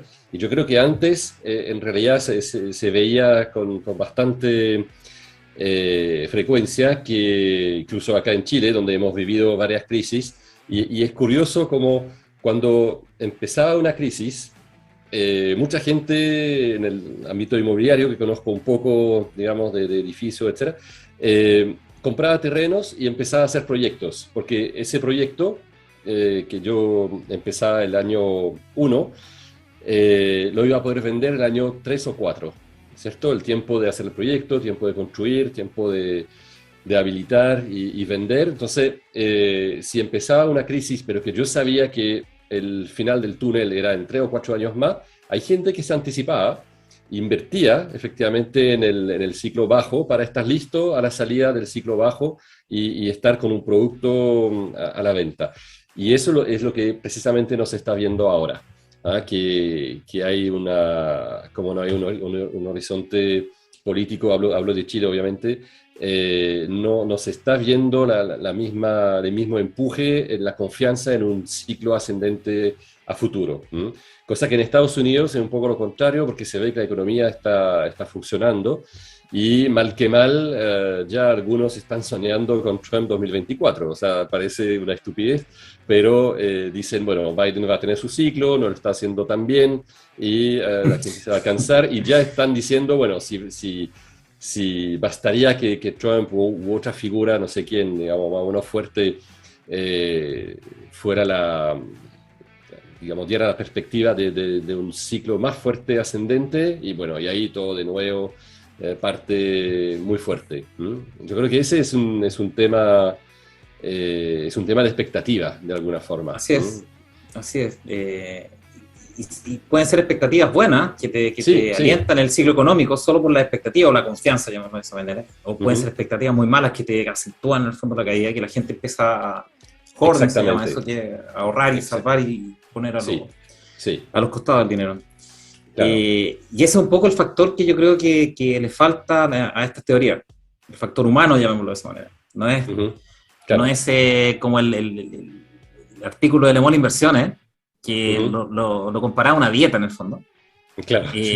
Rodrigo Valdés, que es dinero entra, dinero sale y sería en el fondo, pero hay factores humanos ahí, tal como en una dieta, que no tienen que ver solamente con calorías entrantes y salientes. Digamos, claro. El sistema humano, el cuerpo humano no es un sistema termodinámico cerrado, por lo tanto hay otros factores que influyen, lo mismo en la economía, hay otros factores que es principalmente la confianza. Tú le puedes inyectar todo el dinero que quieras a un sistema termodinámico económico, y si no hay confianza, no se mueve, los gases no hacen su circulación, no hay calor. Claro. Sería es como hacer dieta con metabolismo bajo. Tú puedes... Si tu metabolismo es bajo, vas a hacer dieta y tu metabolismo lo único que va a hacer es bajar más, digamos. Así es, exactamente. Digamos... Mira, te manejáis. Así es, sí, claro. Exactamente eso. No hay dieta sin ejercicio, eso está clarísimo. Tu cuerpo tiene la confianza de que vas a recibir calorías en el futuro, por lo tanto las gasta a discreción. En cambio, si no tienes la confianza de que va a recibir calorías, las guarda. Exactamente lo mismo en un sistema económico. Exactamente. Entonces, y estamos, ahí la metáfora de nuestro amigo ahí, Valdés, era bastante buena, pero exactamente faltó ese factor, digamos, factor humano, ese factor humano de confianza y es asombroso, pero así es. Y tú ves que una persona muy inteligente comete ese error. También es bastante grave, de alguna forma. Que una mente economista de referencia nos vaya a ver un poquito más allá y claro. Y con un ejemplo que es clarísimo, que hacer dieta por dieta no te sirve, digamos, y vaya a rebotar. Exactamente. Y consumir músculo también, que si uno sigue, digamos, las betas, creo que es bastante buena la metáfora, pero claramente también si uno no hace ejercicio, etcétera, dieta hace que uno va consumiendo grasa, pero también músculo, y ahí después para levantarse es cada vez más complicado. Entonces es un círculo vicioso que hace que no va a funcionar, claramente. Es como un termostato que te va bajando, en el fondo, que es lo mismo, exactamente lo mismo en la economía. La confianza te va bajando al punto es que puede ser irrecuperable, por ejemplo. No sé, países como Venezuela, por ejemplo, el termostato está tan bajo que tú no va a haber ninguna actividad en el fondo. Confianza. El metabolismo de Venezuela es cero. Claro. No se mueve nada. Y es por eso también que, volviendo un poco a ampliar el espectro, que el tema COVID también es tan relevante, a pesar de todo, cómo ha sido manejado, etcétera, pero el tema COVID está realmente... yo diría, atacando la confianza en el futuro, al menos en ciertas industrias como el turismo, como los viajes, como restaurantes, etc. Y es lo que se está viendo de nuevo en Europa en particular, que como de nuevo piensan cerrar, digamos, cada vez más cosas, etc. Bueno, el pesimismo está, y estamos en pleno invierno y todo allá, entonces se nota, digamos, que la cosa está pesando.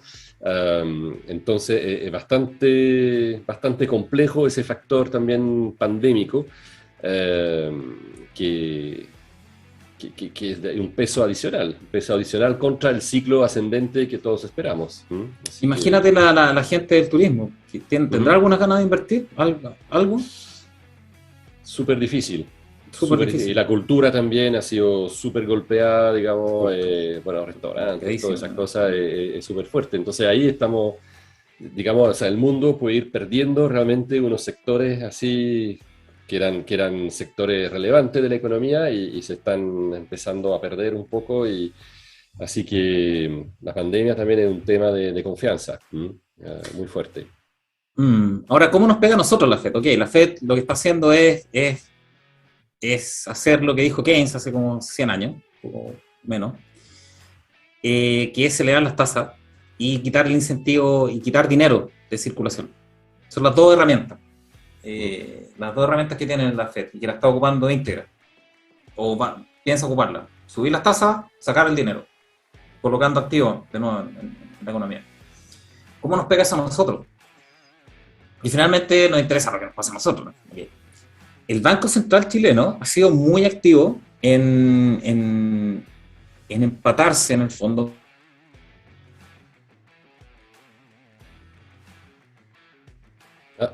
Se congeló. Entonces, no sé si lo vamos a tener de vuelta rápido. Pero ahí no sé. Ah, sí, ahora sí. Sí. Perdimos ¿Sí? Como 20 segundos. Así que tú estabas hablando del papel de la Fed, lo que quería hacer el Banco Central chileno. Lo que pasa es que la Fed está aumentando las tasas y retirando de circulación dinero, vía colocando los activos de nuevo en la economía. Que es exactamente lo que está haciendo nuestro Banco Central. Está aumentando las tasas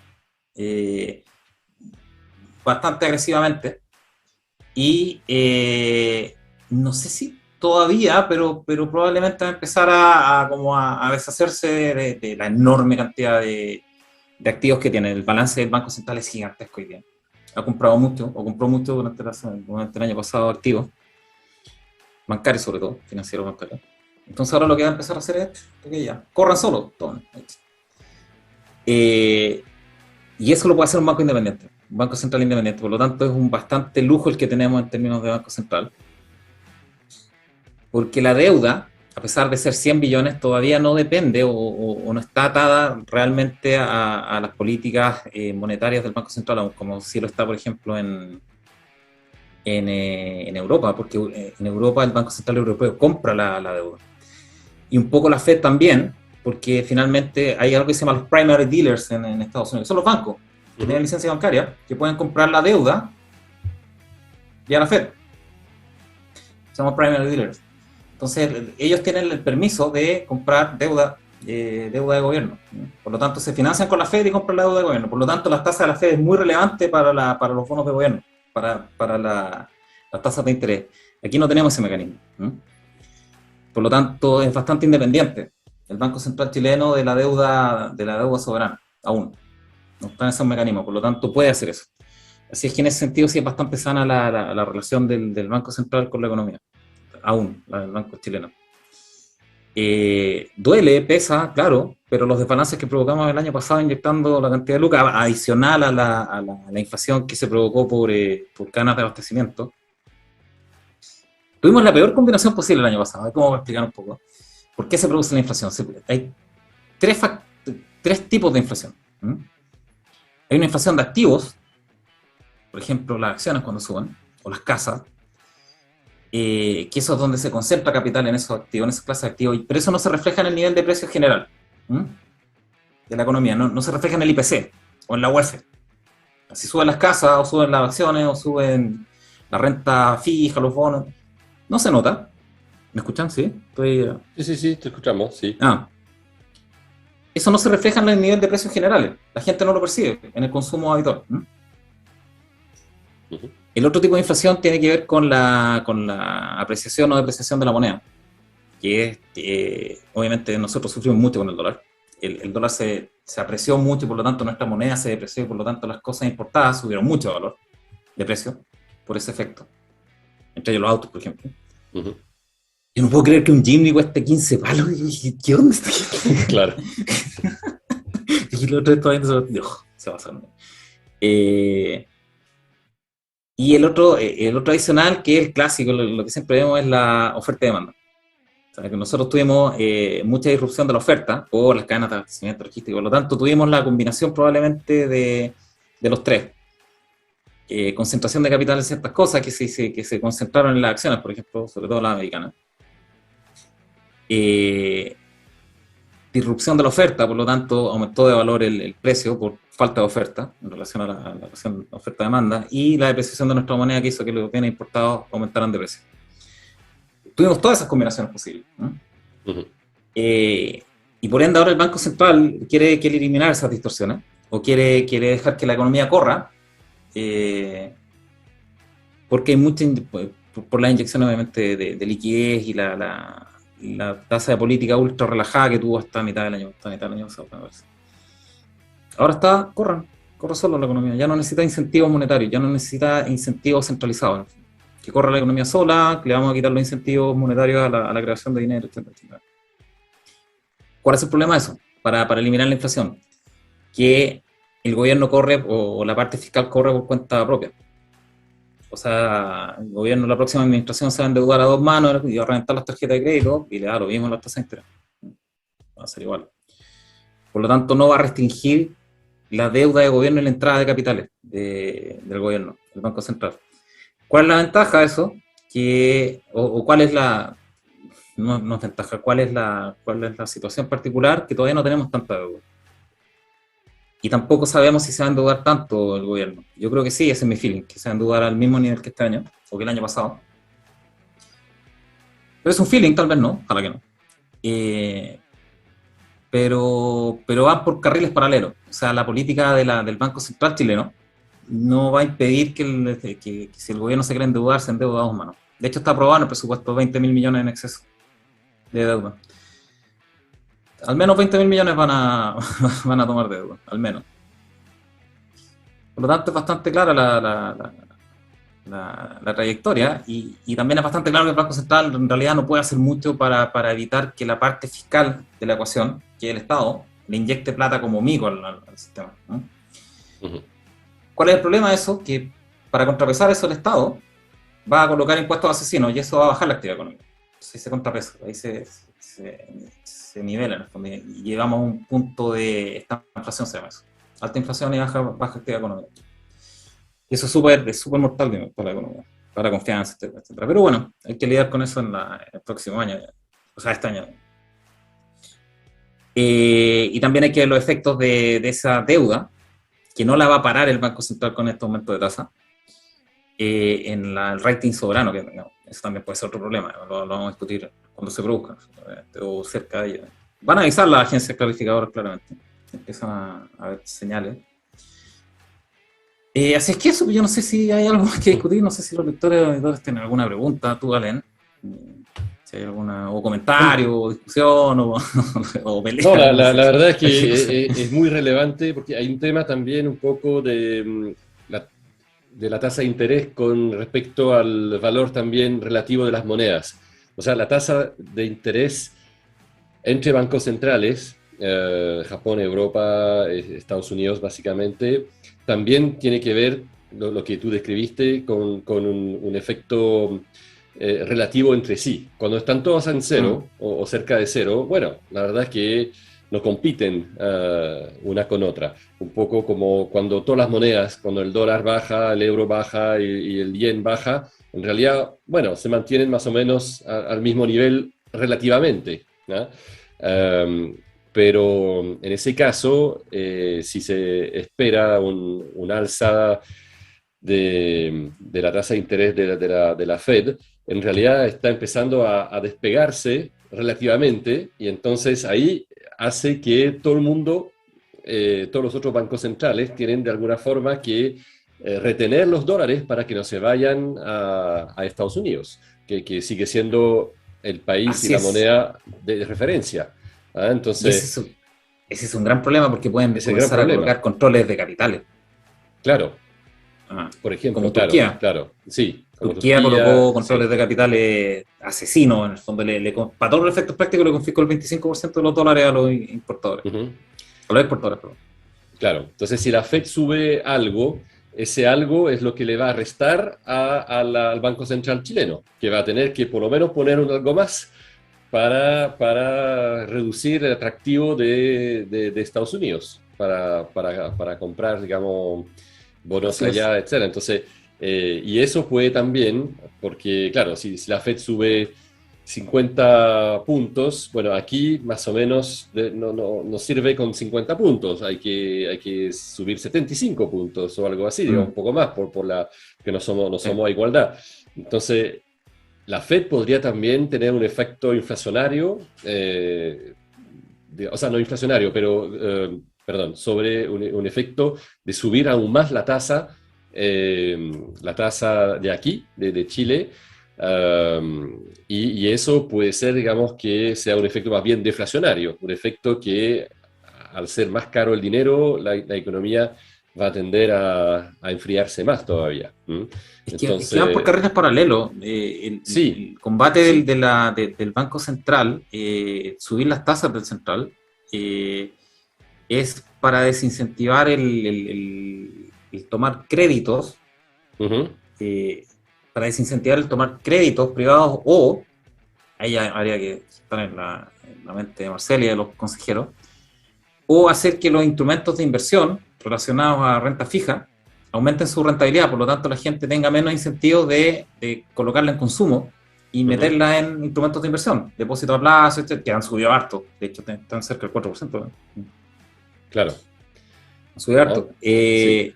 Por lo tanto, ese incentivo, ahí yo no sé, ahí ya habría que, insisto, estar en la cabeza de los banqueros centrales, Sí. pero o desincentivar la toma de crédito, que no creo que haya mucho eso, o incentivar el que la gente coloque el capital, que tiene el exceso de capital, en instrumentos de inversión y que no los mueva.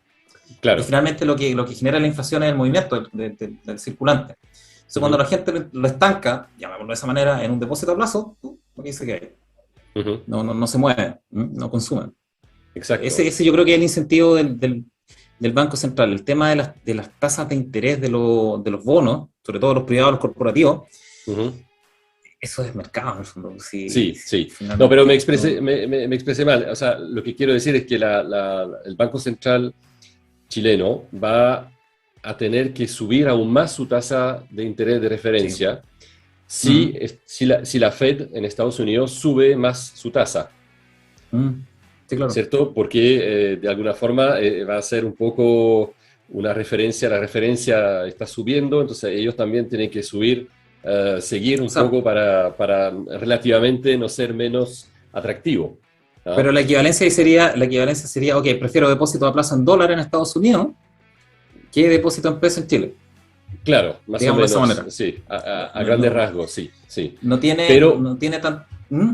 sí, no, y lo otro, digamos que es muy relevante, que tú lo habías mencionado también, es si por alguna mala gestión perdemos el rating, digamos, de país de inversión, digamos, el rating de Eso sí, inversión, porque eso nos ahí pega. efectivamente un Eso nos 50%, pega. 50 puntos más en la Fed significa que aquí en Chile tenemos que aumentar por lo menos 100. O sea, Mm.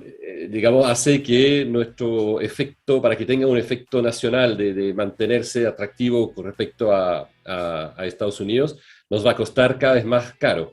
¿Ah? Y eso también, por eso que ahí hay varias cosas que tienen un efecto multiplicador. Por eso que creo que si la Fed empieza a subir su tasa de referencia, a nosotros nos puede también afectar más o menos fuertemente según sea nuestra política y nuestra gestión, digamos, interna de la economía, de todo.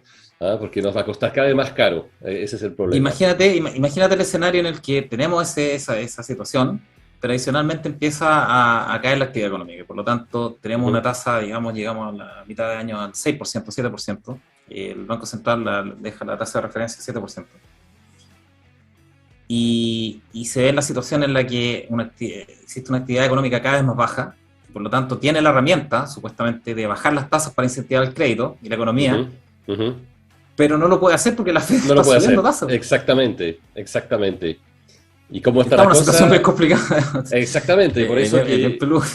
Exactamente, por eso que todo lo que ha pasado, los 60.000 millones de dólares que se han ido y todo, es muy, muy malo porque es lo que he dicho en live anteriores, digamos, el problema son los procesos, los círculos viciosos.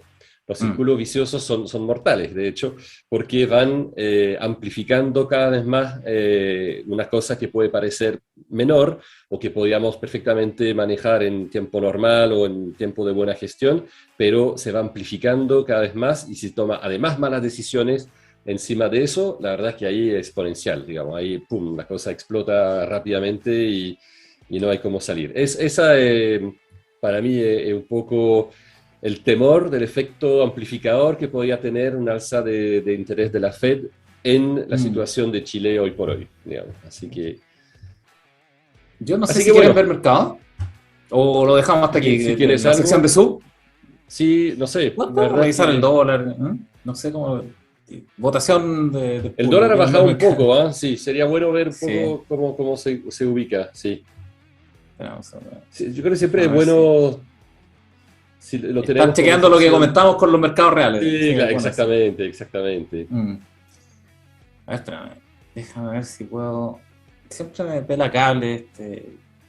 Chrome es un pelacable. Mm. Vamos a. Vamos a, jefa, vamos a los mercados para compartir pantalla.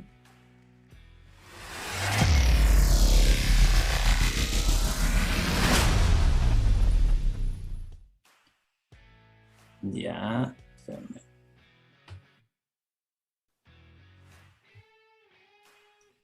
Y semanal lo vemos. Sí. Ujú. A ver, compartir pantalla.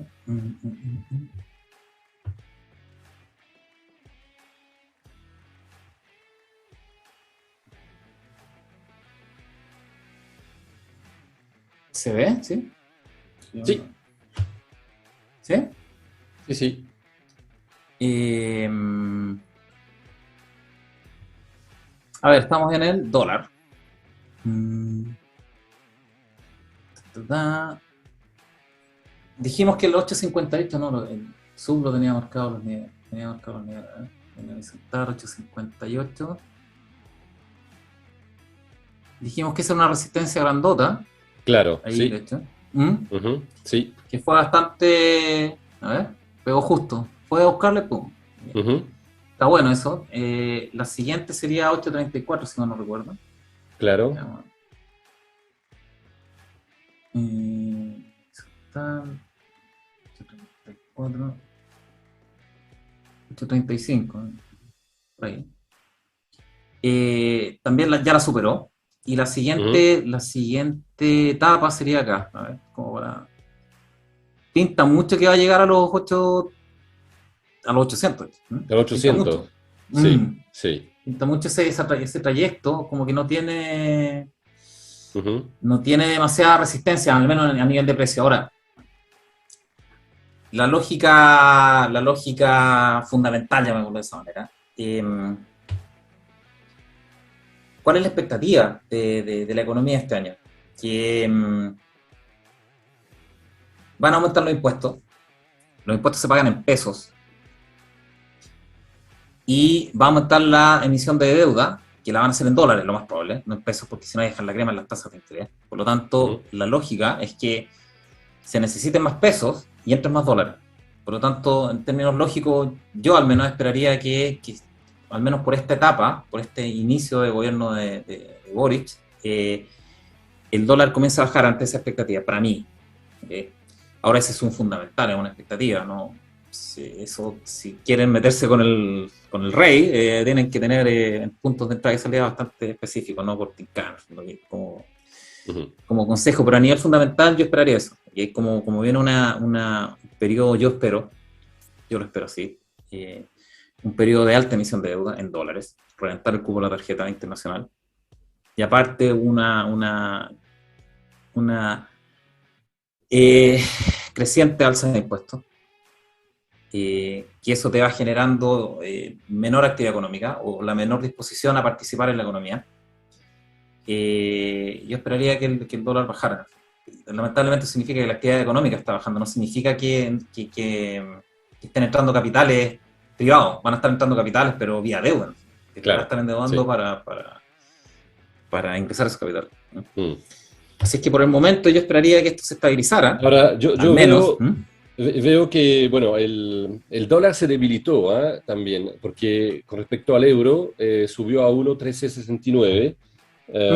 Va a decir que yo creo que también hay un tema del debilitamiento del euro, perdón, del dólar a nivel internacional. De hecho, Mm, yo mm, veo, como veo siempre el euro es una buena forma de sacar la variable internacional en el precio del dólar. O sea, claro. porque claro, ahí el euro varía con respecto al dólar. Entonces, si el dólar se debilita, el euro se mantiene más o menos estable. No sé si eventualmente, si tienes el euro CLP, se puede ver como que la curva del euro suele ser un poco más, eh, Vamos como, a ver. un poco más suave en general. Está pensando, Está pensando. está pensando. Ahí. Ahí. Subió Igual se también. arrancó, mira, yo no Igual, lo había visto, sí, se arrancó desde los máximos. claro, claro. Mira, Sí, sí. increíble.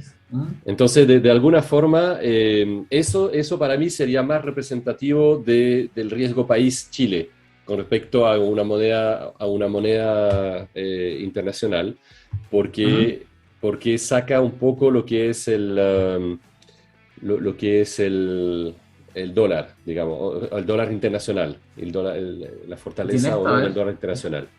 déjame ver en este cómo andamos de. ¿Cuáles son los niveles de semanal? Sí.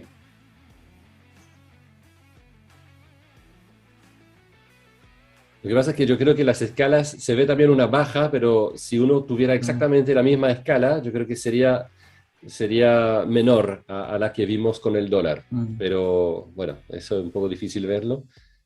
9.20 y acá, aquí. Tienen los dos niveles hasta ahora, ¿eh? Aquí.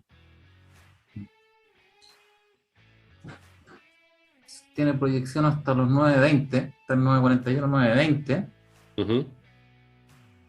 que es más o menos en la misma trayectoria que tiene el dólar, en términos Claro, de libertad de acción con la acción de precios. claro. Ahora, efectivamente, el euro es mucho menos transado acá, supongo yo, que Ujú. el dólar. En el fondo, el euro Sí, no se ve tanto como refugio. No hay cuenta en euros, de hecho, me parece. sí, sí, sí. Como En Chile, tanta libertad. ¿Mm? sí, hay cuentas en euro. Aquí Pero varios son bancos lo tienen. corporativas.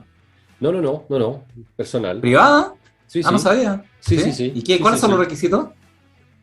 En realidad, no sé, yo hace muchos años que tengo, digamos, y la verdad es Mira, que sí, no, abrir cuenta nomás, no hay un requisito particular. Si tú tienes cuenta en dólares, tú puedes tener una cuenta en euro, al menos Santander, Vice, digamos que son las que ¿pero será conozco. nominal? ¿Será Sí, nominal o realmente tienes la cuenta en euros? no, tiene la cuenta en euro y los cheques emitidos sobre Londres, creo. Cuando tú sacas un cheque, digamos, sí, sí. Eso es nuevo. No No, sabía hace que podéis tener muchos años, a muchos nivel de años. personal en el fondo euro. A nivel de Sí, sí, empresa, sí, sí. sí. Entonces, bueno, Interesante. Mira, sí. interesante para la gente que tal vez pueda diversificar no en dólares, sino en euros. Lo que Que pasa, como tú a dices, lo que puede ser voy, más. a lo que voy es que el euro, mientras, por ejemplo, estaba bajando el dólar, ¿Mm? el euro pasó más o menos de 1,1250 a 1,1360, por decirlo así, ¿cierto? Entonces, se ve que el euro se apreció con respecto al dólar, significa que el dólar devaluó un poco a nivel internacional, Y ¿cierto? aparte, Entonces, algo muy curioso es que venció los máximos del año ujú. pasado, el Sí, euro. claro, sí, sí, sí, Eso es muy claramente, relevante. sí, sí. De No, alguna, o eso, sea, yo llegué a cambiar euro a 9,85, que es lo más alto que me ha tocado. Creo que incluso en algún momento uno no, buscando 2020. alguna casa de cambio podían tener hasta 9,90, casi tocó 1.000, digamos. Eh, Mm. así que, no, yo creo que interesante porque la tendencia es un poco distinta a la del dólar y creo que la tendencia del euro para mí representa un poco más la situación como nacional, o sea, el impacto nacional de la situación nacional sobre, digamos, una divisa extranjera. ¿Ah? Y yo diría sobre el dólar también, porque, pero sin la variante internacional. ¿Mm? Mm. Así que bueno, Es importante el estudio de los activos que tú tengas en el país en distintas monedas, porque si crecen todas, ujú, si en todas se ve un alza en ese activo, claro, eso es un mercado alcista, de hecho. sí. Ujú, Si por ejemplo, el activo está creciendo, como lo hemos comentado en Venezuela, en Argentina, que la bolsa en términos nominales sube mucho, pero el peso se deprecia, lo único que está claro. haciendo la bolsa y el activo es compensar la pérdida de valor de la moneda. Exacto, sí. Entonces un mercado alcista es cuando suben todas las monedas, para todo el efecto práctico. Exacto. Sí. No sé si hay otros los lectores que ver algo adicional. Veamos los blue chips de Suba, ¿eh? VT, ¿cómo está? Sí. Yo creo que fue una masacre ahí. ¿Se recuperó? A ver, ¿no? Nada, tampoco tanto. No. O sea, se ve masacre, Dios, porque están como acostumbrados a que suba mucho, pero... Es una masacre. Pero... Sí. A ver, déjame verlo una mirada. ¿Está en semanal también? Sí, está en semanal. A ver...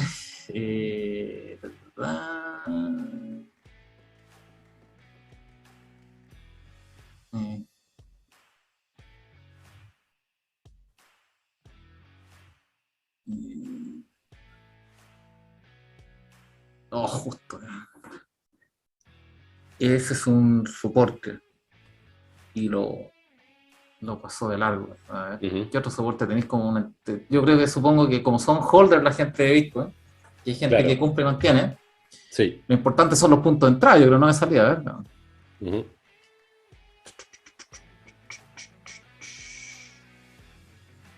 Mira, estoy cerca de un punto de entrada. Ese es uno bueno, ¿eh? Sí, yo creo que lo habías comentado hace poco, que alrededor de los 39.000, 40.000 era un punto de entrada que voy a ser interesante. Pinta bien ese. Sí, pinta bien ese punto de entrada. Y ya más hacia abajo, a ver. Ya como si quieren estar muy, muy seguros, ahí. Ahí, 34. Que era antiguo también, me parece haberlo visto antes. Sí. Ese 34. Exacto. Esos serían como puntos de entrada, como soporte, o sea, a nivel de precios semanales. Y resistencia, ¿cuál es el potencial de esto?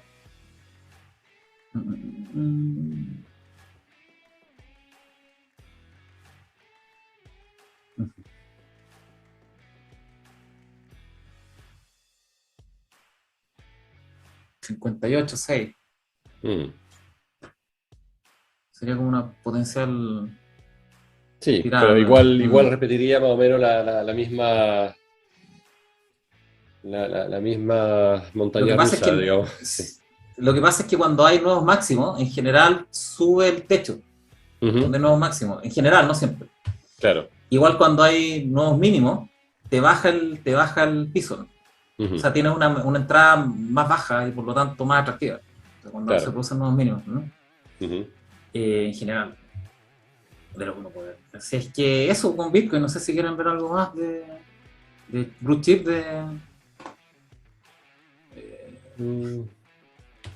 el IPSA está en rango, esa cuestión entre 4.100 y 4.500 va a estar ahí rankeando mucho rato, así que no sé si es atractivo eso. No sé si tú quieres ver algo más, ¿Alen? No, la verdad es que... ¿No?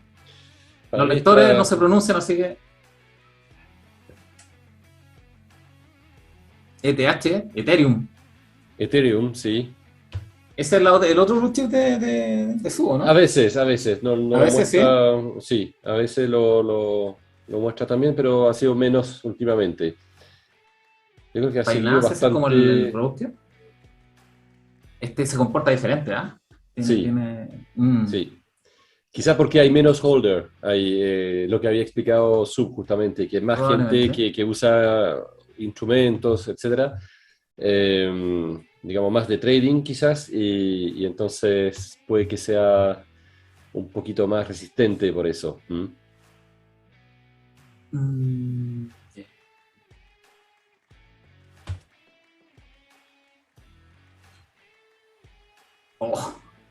Es bueno ese rango. Está peligroso ese rango. Tendría que cerrar semanal sobre este para que esté fuera de peligro, digamos así, al menos a nivel de precio. Mira, no tiene nada aquí. Nada que lo soporte el precio. Claro. Ojo allá, para los holders. Claro. O sea, si son holders, da un poco lo mismo, pero sí. Ojo ahí, está peligroso este rango. Puede ser una baja considerable y no tiene soporte todavía. O sea, aquí está el soporte. A diferencia del Bitcoin que tenía se veían como más soportes. Claro, ahí se ven velas bastante grandes también históricamente, ¿eh? Se ve rayas Por ahí eso como son. bien, sí. Mira Es esta. como no apto para cardíacos, digamos. No apto para cardíacos. Claro, no sé, pero insisto, aquí este rango está bien peligroso. Mm. Si cierra por sobre esta a nivel semanal, ahí puede ser una buena entrada, puede. Disclaimer, programa de entretenimiento, pero mientras está aquí bajo no, difícil ahí está, pero bueno. Así es que eso, no sé qué otro partido quieren ver. Bonos de Chile, ese es interesante, ¿eh? De veras que no lo hemos visto. Para verlo el ratio del CL 10 años.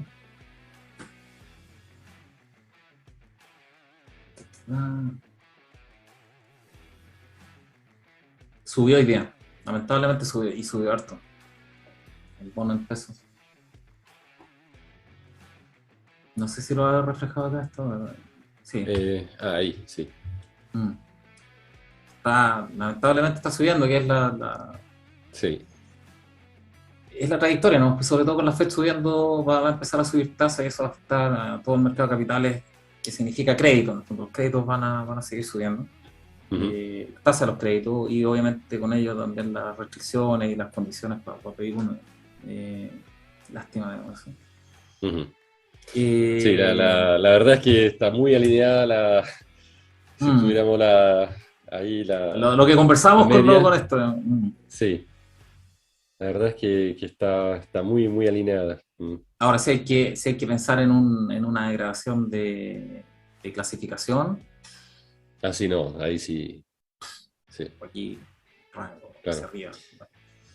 Claro. Estamos hablando de, así como rápido.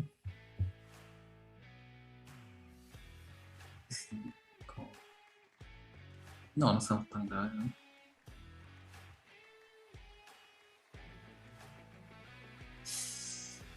Ocho fáciles. 8. Yo creo que sí. Fáciles, sí, pues sería un rebote. ¡Pum! Claro. Veamos, ojalá que no sea esa degradación, pero si se produce, ojo con los créditos, con los que tienen créditos de tasa variable, ojo ahí. No sé si a esta altura ya lo puedan cambiar por tasa fija, o si conviene, en el fondo, a esta altura ya este nivel de tasa. Lo más probable es que no. Sí. Lo más probable es que no, y que tengan que bajar el plazo, ¿no? O sea, que no lo puedan tomar a los mismos 30 años, 25 años que lo han tomado. Sí, yo creo que hay que ajustarse de pantalones, ¿no? Claro, hay muchas cosas ya que no podemos hacer. No, nada que hacer. No. Si no se hizo hace 3 años, 2 años, la verdad es que ya es muy tarde. Eso fue 18 de octubre de 2019, ahí cambió todo. Así que... ¿Qué es el TIP? La tasa interbancaria está en 5.34. Ese es bonito también de ver, pero ese no. Sí. Ha subido también, sigue subiendo. 5.34 creo que está.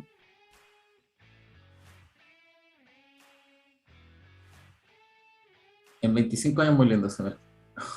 Vamos a llegar al récord, al máximo. Ahora, ¿cuál es el problema de eso? Que o sea, puede estar indexada la inflación, pero aquí también tuvimos periodos de alta inflación y mira. Claro, sí. O sea, no necesariamente está indexado a la inflación, y de hecho, muy probablemente no, está indexado a los riesgos que perciben las instituciones entre las instituciones bancarias o en sus carteras, digamos, ahí es difícil saberlo, pero esa curva está muy peligrosa, está muy rara. Y lo que proyecta eso es que el central va a llegar al menos hasta 125. Está en 4, va a llegar a 5.25. Proyecta. Y tal vez se pase del tejo y lo haga a 5.5 en el fondo. O sea que aumente 150 puntos. Eso debería proyectar esta curva. Claro. Sí, hay un tema que eso lo podamos, bueno, para no dilatar más, pero un tema interesante es que también los eventos de crédito que afectan las casas matrices de los bancos que están aquí en Chile. Ha pasado en algún momento cuando hubo la crisis del euro, ¿cierto? Con Grecia y todo, que por ejemplo el BBVA, el Santander, se dice que estaban como recogiendo capitales, digamos, aquí en Chile y mandándolo a Europa, justamente para hacer caja. Y eso también podría ser algo bastante complicado para nosotros, ¿ah? A nivel interbancario, digo yo. No sé Son, bueno, son, son balances independientes, ¿eh? O sea, sí, si están mandando capitales porque lo pueden hacer por los ratios que tienen de encaje, etcétera, etcétera. sí, ¿No van a pero poner en riesgo no la van a poner en solvencia riesgo, bancaria chilena? No. pero por eso pienso en la tasa de interés interbancaria, porque tú puedes reducir un poco más como tomar un poco más de riesgos acá, digamos, en la liquidez, básicamente. No sé. Eso, bueno, ¿Cómo así? No te entiendo eso. bueno, es que si tú mandas de tu capital acá o tú mandas dinero a tu casa matriz en España, ¿Mm? tú mantienes tu posición aquí un poco más débil a nivel de liquidez como banco. ¿Mm? Entonces, eventualmente, si se sabe, los bancos a lo mejor no se van a prestar con la misma Ah, confianza a sabiendas que el otro banco es un poco menos líquido que antes, porque lo despojaron un poco, digamos, de su liquidez para alimentar la está- casa matriz. estás Y, tirando el dato, ya el que entendió, entendió en el fondo. claro, o Entendió, sea, entendió en qué bancos tenéis que estar y en qué cuáles no, pues ya está claro. no es, o sea, son los bancos que tienen casa matriz afuera y fuertes, digamos. Entonces, pero en fin, todo eso es solamente para decir que esa tasa interbancaria Claro, puede es, mermar mucho la calidad de los activos o la reserva y claro, eso te puede generar más desconfianza. Probablemente claro, no te genere una exacto. insolvencia ni mucho menos, pero puede aumentar mucho más esta tasa y eso Entonces, obliga de nuevo, al Banco Central a subir más. Mm. claro, o sea, de nuevo en el tablero que tenemos como piloteando el avión, digamos, ahí son luces rojas que pueden aparecer a ver. Por eso es interesante mantener un ojo sobre esa tasa de interés interbancaria, ¿no? Yo diría que púrpuras con verde las luces, o sea, bien guasones que Sí, entonces, no porque de sé qué alguna pasa. forma es exactamente lo que tú estás diciendo, la confianza. O sea, ¿cómo medimos la Ah, confianza en el dinero? Yo creo que la tasa interbancaria es súper importante, es súper importante, sí. súper Eso se importante. mide, eso es la confianza entre instituciones bancarias y las instituciones Exacto. bancarias tienen las Y gente que carteras sabe. de crédito y aparte tienen las carteras de crédito de los activos, de los Sí, créditos, de la economía, en el fondo. Tienen de la las economía. carteras de los Sí, dividendos, de los créditos de son súper comerciales, entonces, profesionales, o claro, por eso, o son sea, grandes si se profesionales. empiezan a desconfiar entre ellos, Exacto. significa que están desconfiando las carteras, significa que Sí, están sí, desconfiando la sí, economía del país, claro. básicamente. Por eso es muy, muy relevante como índice de Muy confianza, relevante. ¿no? Sí, sí. Así que, Yo bueno. creo que eso, voy a Sí, terminar de compartir. Eh, Se alargó bastante el programa, casi sí, al final completado. íbamos a hacer cortita, pero La iba a hacer corta. así Pero al es. final se alargó igual la cuestión. Es que es muy entretenido conversar estos temas. Ojalá Sí, sí. lo hayan disfrutado los auditores y lectores. Estuvo muy entretenido, estuvo muy divertido esto. Así es que saludos a los lectores y auditores. Ya terminamos ya con esta revisión más extensiva de los mercados. Saludos también y un gran abrazo a Ben y a los chicos a Pablo y a Su, ojalá estén disfrutando. Y a Sub también, sí, claro, sí. Estén Ojalá disfrutando que con la sus próxima familias. semana nos veamos de nuevo. Sí, de todas maneras. Y eso, me despido, lectores, estimadísimos lectores y auditores, ojalá lo hayan pasado bien. Y nos vemos la próxima semana. ¿Mm? Muy bien, Vale. buenas noches a todos. Buenas Un noches, placer como siempre. un abrazo, Estén muy saludos. bien.